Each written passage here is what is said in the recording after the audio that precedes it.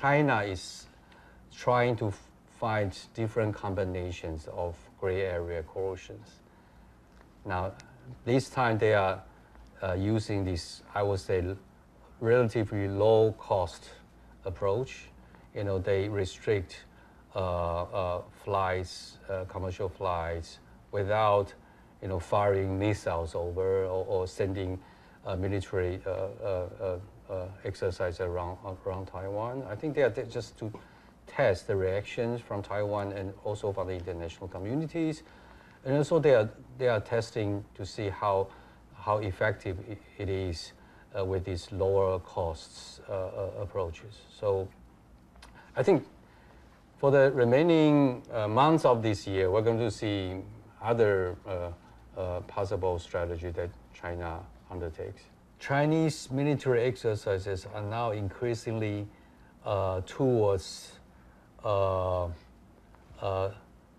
winning the war without actual fight. Economic blockade is for sure one of the possible options that China is seriously looking at.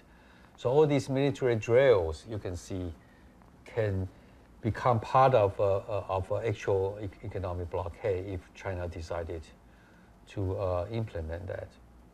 So the risk of economic blockade, I would say, is actually higher than, for the time being, higher or equally important to actual military invasion.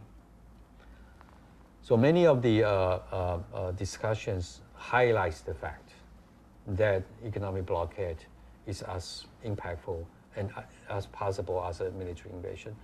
So we have already started to communicate internally about solutions to address this problem.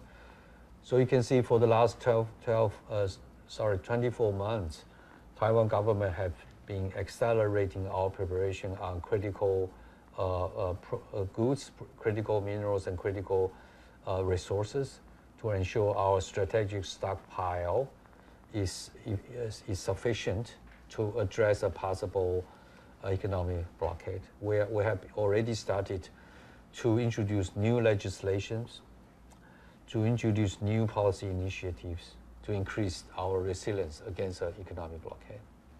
Also, of course, we have started to talk to our like-minded partners on how can we collectively address a potential economic blockade. Now, a blockade is one of the possible scenarios, but it is actually very costly and risky for any country, especially China, to implement, because an economic blockade can easily escalate into military confrontation, not only between Taiwan and China, but also between China and other trading partners that are doing a lot of commercial activities with Taiwan. The number one priority is how can we resume effective communication channel, right? Because you talk to your friend, but you talk to your enemies more.